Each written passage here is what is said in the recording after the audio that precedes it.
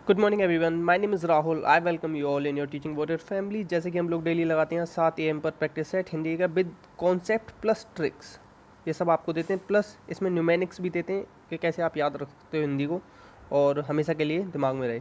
तो कल का जो सही आंसर दिया है वो कम्प्लीटली एंटरटेनमेंट और शिवानी मैम ने दिया है और मनोज जी ने दिया है, नैना जी ने दिया है और स्पीकिंग हर्ट अंजुम मैम ने दिया है, सोनिका मैम, निकिता मैम, नीतू जी। और कल का जो आंसर था ना वो ये था कि वैज्ञानिक में कौन सा प्रत्यय है, वैज्ञानिक में कौन सा प्रत्यय है। तो इसमें प्रत्यय जो है वो आपका इक प्रत्यय है। क्या है? इक। ये छोटी की मात्रा इधर दिख रही है ना, तो ये छोटी ही आ जाएगी और का ही आ जाए। ठीक है, क्लियर हुआ। आज के क्वेश्चन से स्टार्ट करते हैं कि पहला क्वेश्चन है आपका, नामवर सिंह ने अधिकांश क्या लिखा है। तो नामवर सिंह ने अधिकांश क्या लिखी है? आलोचना लिखी है। क्या लिखी है? आलोचना। अब देखो याद ऐसे रखना है इसे, जिसका नाम होगा उसकी तो आलोचना होगी और जिसका नाम ही नहीं होगा तो उसकी आलोचना होगी क्या। ठीक है, नेक्स्ट क्वेश्चन पे चलते हैं। इसमें से बताना है कि शुद्ध कौन सा लिखा है। शुद्ध लिखा जाता है। अब मैंने आपको बताया कि जब तीनों एक जैसे हों, तीनों चार, तो आप लिख के देखना। क्या करना? लिख के देखना। आयोजित, आयोजित, ऐसे ही तो लिखते हैं। ठीक है, इस तरीके से आप अब इसे लगा दें, क्योंकि अगर आप चारों देखने बैठ गए ना तो फिर आप कन्फ्यूज हो जाओगे, कर ही नहीं पाओगे इसे सही। विनम्र का पर्यायवाची बताना है। पर्यायवाची क्या होता है? सेम। क्या होता है? समान। ठीक है, समान बताना है। तो पर्यायवाची विनम्र का क्या हो जाए? सुशील हो जाएगा। क्या हो जाएगा? सुशील। नेक्स्ट पे चलते हैं। संसद से सड़क तक, ये किसने लिखा है? अब देखो सड़क पे क्या उड़ती है? धूल। क्या उड़ती है? धूल। तो धूमिल में से ले लो धूल। क्या ले लो? धूल। ठीक है, तो इस तरीके से आप इसे याद रख लो। संसद से सड़क तक क्या उड़ रही है? धूल उड़ रही है। तो ये ट्रिक के साथ थोड़ा थोड़ा याद रखेंगे तो हमेशा के लिए याद रहेगा आपके दिमाग में। कनक शब्द का निम्न में से कौन सा अर्थ नहीं है? तो कनक का सोना तो आपको पता होगा, धतूरा भी पता होगा। आपको कन्फ्यूजन कहाँ होगा? गेहूं और समूह में। तो आप ये गेहूं और याद रख लो। क्या याद रखो? गेहूं। बाकी जो कुछ आ जाए इसके अलावा चौथा तो उसे काट देना।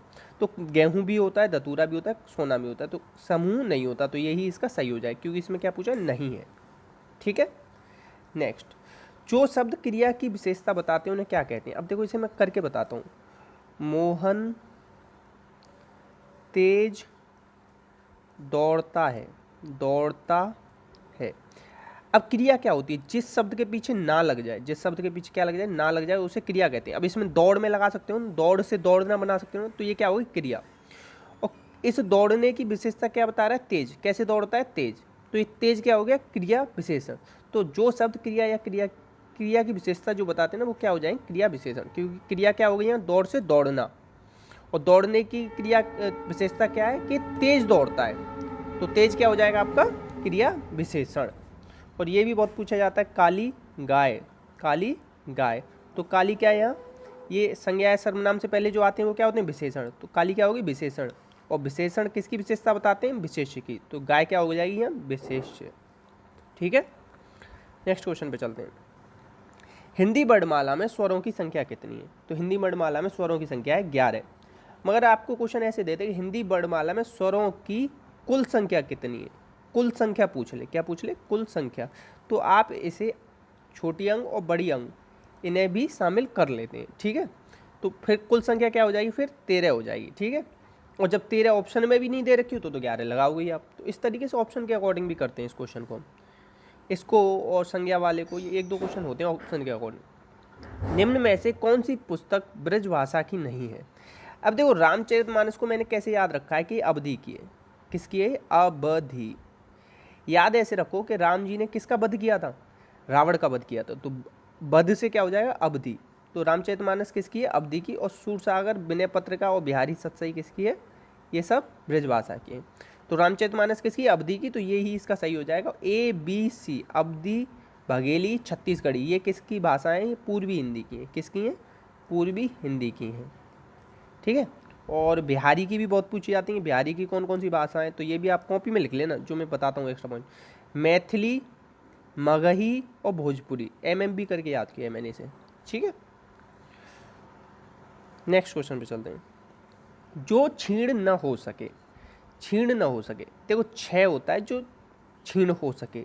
छः में लगा दो आ मतलब होता है विपरीत, विपरीत के सेंस में लगाते हैं। तो जो छीण न हो सके क्या हो जाएगा? अच्छे। मिट मतलब होता है, कहते हैं ना इसकी तो हस्ती मिट गई, मतलब इसका तो खत्म हो गया। मिट मतलब जो ख़त्म हो सके, और जो ख़त्म ना हो सके वो कहते हैं अमिट, जो न मिट सके, ख़त्म नहीं, सॉरी मैंने ख़त्म गलत वर्ड यूज़ कर लिया, जो मिट ना सके उसे कहेंगे अमिट, ठीक है। और जिसका कभी अंत ना हो सके वो होगा अनंत। और अपना जो ब्रह्मांड है, ब्रह्मांड का पर्यायवाची क्या आता है? अनंत आता है, ठीक है। इसे भी आप याद रख लेंगे इस तरीके से थोड़ा। नेक्स्ट क्वेश्चन, सिद्धांतहीन व्यक्ति के लिए कौन सी लोकोक्ति सही है? अब मैंने आपको एक चीज़ और बताई थी, चिकने घड़े पर पानी नहीं ठहरता, ये तो आपकी हो जाएगी सही। और जो लोकोक्ति होती हैं, लोकोक्ति, ये वाक्य होते हैं, पूरे क्या है? वाक्य होते हैं। और आपकी जो मुहावरे होते हैं, मुहावरे, ये अंतर पूछता है कि लोकोक्ति और मुहावरे में क्या अंतर होता है, और 4 ऑप्शन दे देगा। तो लोकोक्ति तो पूरे वाक्य होते हैं, और ये मुहावरे क्या होते हैं? वाक्यांश होते हैं। और ये भी पूछ लेता है कि मुहावरों के पीछे क्या लगा मिलेगा आपको? ना, और लोकोक्ति के पीछे नहीं मिलेगा, ठीक है। तो चिकने घड़े पर पानी नहीं ठहरता, ये हो जाएगा सिद्धांतहीन व्यक्ति। और सिद्धांतहीन व्यक्ति के लिए एक और क्वेश्चन बनता है कि जो आपका थाली का बैगन, क्या लिखा आएगा? थाली का बैगन। थाली का बैगन क्या होता है? थाली में बैगन रख दो तो कभी इधर लुढ़केगा कभी उधर लुढ़केगा, तो क्या हो जाएगा? वो भी सिद्धांतहीन व्यक्ति। तो मैं एक साथ ही आपको क्लियर करा देता हूँ जिससे आपको दिक्कत ना आए। आप लोगों से बस यही रिक्वेस्ट है कि वीडियो अच्छी लगती हो, मेहनत अच्छी लग रही हो, पसंद आ रहा हो काम हमारा किया हुआ, तो प्लीज़ एक शेयर कर दिया कीजिए, लाइक कर दिया कीजिए। कमल के समान नयन है। अब मैंने आपको कितनी बार बताया, के समान किस में आएगा? का से ऐसे याद रख लो, के मतलब का, के और कर्म, का और का एक जैसा है ना, ऐसे याद रख लो, कुछ याद नहीं हो तो कर्मधार है, क्या होगा? कर्मधार है। अब यहाँ पे कर्मधार में क्या होगा आपका? उपमेय, ये भी पूछा गया, उपमेय उपमान किस में होते हैं, या विशेषण विशेष्य किस में होते हैं, ये सब पूछे गए हैं। विशेषण विशेष्य शिष्य, ये सब ना किस में होंगे? कर्मधारय में होंगे। और इसमें कौन सा पद प्रदान होता है? इसमें दूसरा पद प्रदान होता है। अब आप कहोगे दूसरा ही क्यों होता है सर? क्योंकि ये तत्पुरुष का भाग होता है, ठीक है। ये समानाधिकरण तत्पुरुष का भाग होता है, इसीलिए इसमें दूसरा पद प्रदान होता है। तो क्योंकि तत्पुरुष में दूसरा पद प्रदान है और ये तत्पुरुष का भाग है, ये और द्विग, तो इन दोनों में भी क्या हो जाता है? दूसरा पद प्रदान हो जाता है। और द्वंद्व में कौन सा होता है? द्वंद्व में जैसे माता पिता। अब एक चीज़ और बताऊं मैं आपको आज नई, ये क्या है? योजक चिन्ह। क्या है? योजक चिन्ह। तो इन्हें क्या कहते हैं? विराम, विराम चिन्ह भी कहते हैं ना, विराम चिन्ह। तो ये पूछा गया है कि विराम चिन्ह कितने होते हैं, तो ये आप बताएंगे 20। क्या बताएंगे? 20 होते हैं विराम चिन्ह। अगर आपको कहीं क्वेश्चन मिल जाए कि विराम चिन्ह के प्रकार कितने हैं, तो 20 प्रकार के बता देंगे, ठीक है। और इस वाले को क्या कहेंगे? ये वाला जो लगता है ना द्वंद्व में, तो ये लगता है योजक चिन्ह। क्या होता है? योजक चिन्ह। माता और पिता दोनों पद प्रदान होते हैं द्वंद्व में। और अव्ययी भाव में एक चीज़ याद रखेंगे, आजकल जो ज़्यादातर पूछा जा रहा है ना, वो द्विरुक्ति पूछा जा रहा है। द्विरुक्ति वाले शब्द आते हैं ना, वो इसी में आते हैं, जैसे आज आज। इसमें कौन सा समास है? अव्ययी भाव। पानी पानी, ठीक है। नेक्स्ट में चलते हैं। संज्ञा के कितने प्रकार हैं? संज्ञा के आपके प्रकार हैं 5, ठीक है। व्यक्तिवाचक, जातिवाचक, समुदायवाचक, और द्रव्यवाचक, और समूहवाचक। समूहवाचक को मैंने आपको 2 बार बता दिया, तो समूहवाचक जो एक एक्स्ट्रा बता दिया, उसकी जगह क्या आएगा? उसकी जगह आएगा आपका भाववाचक। क्या आएगा? भाववाचक, ठीक है। अब एक चीज़ मैं आपको बताऊं, जब भी कोई, जैसे कि आप इस तरीके से थोड़ा याद रखेंगे कि कुर्बानी क्या है? कुर्बानी, ये है भाववाचक संज्ञा। क्या है? भाववाचक। मगर आजकल आपको क्या दे रहा है ना? कुर्बानियाँ। आप कुर्बानियाँ जो दे रहा है तो आप तो सोचोगे भाव है, मगर ये भाव नहीं है, अब ये जाति हो जाएगा। क्योंकि जब भी हम बहुवचन कर देते हैं भाववाचक संज्ञा का, तो भाववाचक संज्ञा का बहुवचन करने पर वो संज्ञा किस में बदल जाती है? जातिवाचक संज्ञा में बदल जाती है। तो इसे याद रखेंगे। और एक और चीज़ आप याद रखेंगे, जो समूहवाचक संज्ञा होती है ना, जैसे मैंने आपको कहा सभा। क्या कहा? सभा। तो ये क्या है? समूहवाचक संज्ञा हमेशा किस में होंगी? एक वचन में होंगी। ये भी पूछा जाता है, ये क्वेश्चन देगा आपको, समूहवाचक संज्ञा होती हैं एक वचन में, बहुवचन में, दोनों में, इस तरीके से आपको ऑप्शन दे देगा। तो हमेशा याद रखना समूहवाचक संज्ञा आपकी किस में होगी? एक वचन में होगी। और जो जैसे अब एक और ऑप्शन यहीं के लिए, दिवाली। क्या कहते? दिवाली, ठीक है। अब कमी आपको दिवाली लिखा आ जाए ना, तो ये गलत होता है, शुद्ध शुद्ध भी यहीं क्लियर कर, तो दिवाली आपका सही होता है। और दिवाली कौन सी संज्ञा है आपकी? ये व्यक्तिवाचक है। क्या है? व्यक्तिवाचक। जितने भी आपके त्योहारों के नाम आते हैं, या आपसे कहते हैं राष्ट्रपति भवन, तो ये भी क्या होगा? व्यक्तिवाचक हो जाएगी, ठीक है। तो इसको भी थोड़ा सा याद रखेंगे। अब देखो, इसमें बताना है कि कौन सा वाक्य है, सरल है, संयुक्त है, मिश्र है। अब मैंने आपको क्या कहा था, हमें कुछ आता ही नहीं, हमें तो इतना पता है कि मैंने आपको बता रखा है जहाँ जो, सो और या तीन याद रख लो, जो, सो, सो या के, ये तीन याद रख लो, तीन में से आप छांट लोगे, ये तीन आपको मिल जाए तो वो कौन सा होगा, मिश्र होगा। तो यहाँ क्या दे रखा है, जो दे रखा है, तो यहाँ ये मिश्र हो गया। अगर बीच में आपको किंतु, परंतु, इसलिए, ये अगर मिल जाए या और, तो आपका कौन सा होगा, आपका हो जाएगा फिर वो संयुक्त। और बिल्कुल जिसमें एक ही विधेय और एक ही आपका उद्देश्य हो और एक ही क्रिया हो तो वो क्या हो जाएगा, फिर सरल हो जाएगा। मगर इसमें जो दे रखा था तो ये आंसर हो जाएगा इसका मिश्र। ठीक है, तीन ही होते हैं। और अर्थ के आधार पर ये भी पूछा जाता है, अर्थ के आधार पर वाक्य कितने प्रकार के होते हैं, वाक्य अर्थ के आधार पर, तो वो आप बताएंगे 8। क्या बताएंगे आप, 8 बताएंगे। ठीक है, जो शब्दांश शब्द से पहले जुड़कर अर्थ में परिवर्तन ला देते हैं। कहाँ जुड़ने ये, जो शब्दांश शब्द से पहले जुड़कर अर्थ में परिवर्तन ला देते हैं तो उन्हें कहेंगे आप पहले जुड़ रहा है। क्या जुड़ रहा है, पहले। तो पहले क्या जुड़ेगा, उपसर्ग जुड़ेगा, उपसर्ग आगे या पहले, ऐसे आप याद रखेंगे। उपसर्ग संस्कृत के 22, उर्दू के 18, और क्या बता सकता हूँ मैं आपको, ये होते हैं शब्दांश। क्या होते हैं, शब्दांश होते हैं। ठीक है, तो ये उपसर्ग आ जाएगा। नेक्स्ट है, जो अव्यय शब्द किसी शब्द के बाद लगकर उसे विशेष बल प्रदान करते हैं। क्या कह रहा है यहाँ, बल प्रदान करते हैं, इसे याद रखें। अब मैं इसे आपको क्लियर करता हूँ। मैं जाऊँगा, एक तो ऐसे लिख दूँ और लिख दूँ मैं भी जाऊँगा। ये बताओ, ये भी लगा देने से कोई क्या अंतर आया, क्या अंतर आया, बल हो गया। मैं भी जाऊँगा, मैं भी करूँगा, मैं भी पास होऊंगा, तो इसमें क्या हो गया, बल दे दिया हमने। अगर इस भी को मैं हटा दूँ, मैं जाऊँगा, तो भी वाक्य तो पूरा हो रहा है ना आपका। तो ये क्या होते हैं, जिसमें बल प्रदान होता है उसे कहते हैं आप निपात। क्या कहेंगे, निपात। ठीक है, विकारी होते हैं संज्ञा सर्वनाम क्रिया विशेषण। जैसे कि विकारी होते हैं जो बदल जाते हैं, बा से विकारी, बा से जो बदल जाए, जैसे लड़का का लड़की हो जाए। और आप ऐसे देखो, बहुत सारी जो संज्ञा सर्वनाम क्रिया और विशेषण 4 होते हैं। ये भी पूछा, विकारी शब्द कितने प्रकार के होते हैं, 4 प्रकार के होते हैं। ठीक है, जैसे स्त्रीलिंग का पुल्लिंग करने पे ना बदल जाते हैं, या जो विशेषणों को थोड़ा सा चेंज करेंगे तो बदल जाते हैं। तो ये विकारी 4 प्रकार के होते हैं। और अभिकारी भी पूछता है, अभिकारी भी 4 प्रकार के होते हैं, क्रिया विशेषण, समुच्चय बोधक, संबंध बोधक और विस्मयादि बोधक। अभिकारी को क्या कहते हैं, ये भी पूछा जाता है। अभिकारी को कहते हैं अव्यय। क्या कहते हैं, अव्यय। तो इसीलिए यहाँ पे इसने क्या कहा था, अव्यय। क्या होता है, अव्यय। तो अव्यय में निपात भी आते हैं। क्या आते हैं, निपात आते हैं। मगर आपसे ये पूछे ना कि अभिकारी कितने प्रकार के होते हैं, तो आप 4 ही बताएंगे। ठीक है, क्योंकि इसे ही सही किया जाता है। नेक्स्ट, विग्रह का विलोम क्या होगा, विग्रह का विलोम होगा आपका संधि। क्या होगा, संधि। समास विग्रह, संधि विच्छेद पढ़े ना, तो वही। वाच्य कितने प्रकार के होते हैं, मैंने बताया था ना, कृत वाच्य, कर्म वाच्य, भाव वाच्य। जहाँ पे कर्ता ने, जहाँ ने कारक जुड़ा हो तो वहाँ कृत वाच्य होगा। कर्म में क्या होगा, कर्म के अनुसार बदल रही होगी, क्रिया किसके अनुसार बदलेगी, कर्म के अनुसार। और भाववाच्य में ज़्यादातर आपको नहीं या असमर्थता का भाव मिलेगा 99.99%। तो कितने प्रकार के बता दिए मैंने आपको, 3 प्रकार की। तो ऑप्शन डी सही हो जाएगा।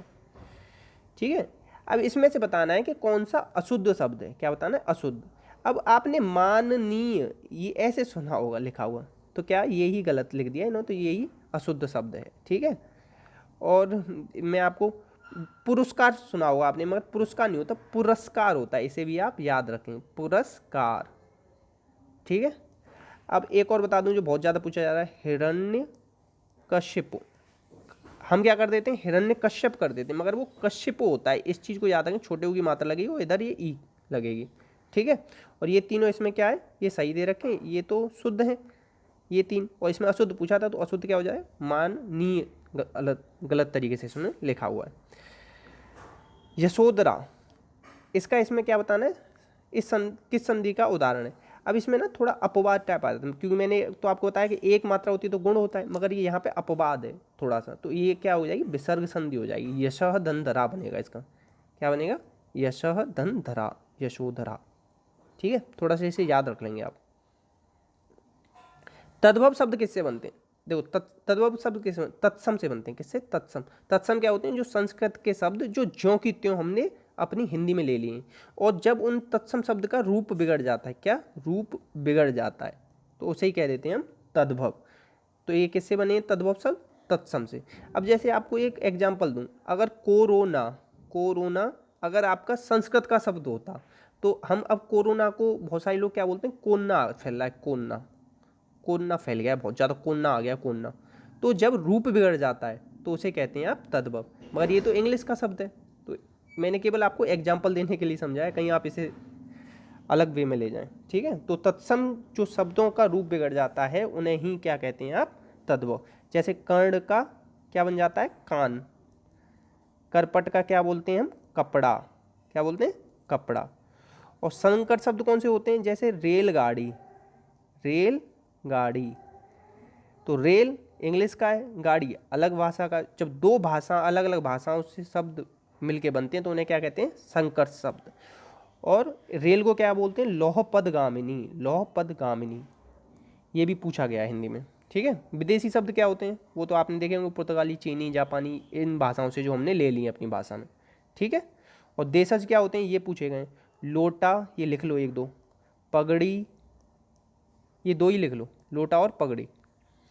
अब नल, बूंद बूंद टपक रहा है, बूंद बूंद आ जाए, धीरे धीरे आ जाए, तो ये जब जहाँ आपकी द्विरुक्ति हो जाए ना, इसे भी याद रख लो, ट्रिक बना लो इसकी, कि जहाँ आपकी द्विरुक्ति हो जाए, द्विरुक्ति, तो वहाँ आपका कौन सा होगा? वहाँ आपका क्रिया विशेषण हो जाता है। क्या हो जाता है? क्रिया विशेषण। हमेशा के लिए याद रख लेना, जहाँ द्विरुक्ति हो गई वहीं पे आपको क्या लगा देना है, कुछ मत देखना, 100% सही होगा। द्विरुक्ति हो गई तो आपका क्रिया विशेषण हो जाएगा, ठीक है। अब इसमें बताना है आपको समष्टि का विलोमार्थक शब्द क्या होगा। तो समष्टि का विलोमार्थक शब्द होता है व्यष्टि। क्या होता है? व्यष्टि। अब देखो संयुक्त व्यंजन कौन सा है? ज्ञ। अब ये किससे बनेगा? ज प्लस अय। अब इसमें हलंत होगा। क्या होगा? हलंत होगा, इसे भी याद रखें। अगर आगे ऑप्शन में ये ना दे रखा हो और ऐसे दे रखा हो, इसमें भी हलंत लगा रखा हो, फिर आ जोड़ रखा हो, तो आप ये भी पूछा जाता है कि इसे खोल के कैसे लिखेंगे, ज्ञा को फुल रूप कैसे लिखेंगे, इस तरीके से। तो इसका ज्ञा का क्या होता है? इस तरीके से। तो आज का आपका जो होमवर्क है वो ये है, कमेंट बॉक्स में आप बताएंगे कि संयुक्त व्यंजन कितने प्रकार के होते हैं, कितने प्रकार के हैं, ठीक है। ऑप्शन ए है 4, और ऑप्शन बी है इसका 3, ऑप्शन सी है 2, ठीक है। 3 ही ऑप्शन है, तो 4 3 2 कितने प्रकार के होते हैं ये आप बता देंगे, ठीक है, कमेंट बॉक्स में। इसी के साथ ये वीडियो ख़त्म हुई है, और आपको अच्छा लग रहा हो काम, हमारी मेहनत अच्छी लग रही हो, तो प्लीज़ इस वीडियो को लाइक कीजिएगा। और हाँ, मैं एक चीज़ और बता दूँगा, कल मैं आपको जो बता रहा था prime number, even prime number छोटा कौन सा होता है? सबसे छोटा इवन प्राइम नंबर होता है आपका कौन सा? 2, और मैंने आपको कल बता दिया था 4। ये आपको थोड़ा सा मिस्टेक के साथ बता दिया था, तो आप इसे इम्प्रूव कर लेंगे, मैंने पिन किया हुआ है वैसे, ठीक है। तो इसे भी आप ध्यान रखेंगे। तो सबसे छोटा इवन प्राइम नंबर क्या होता है? 2 होता है, 4 नहीं होता है। मैंने आपको कल गलती से बता दिया था। शिवानी मैम ने और नैना मैम ने ये हमारी इस गलती को पकड़ा है, तो उनके लिए थैंक यू सो मच। और इसी नोट के साथ इस वीडियो को समाप्त करते हैं। जय हिंद, जय भारत।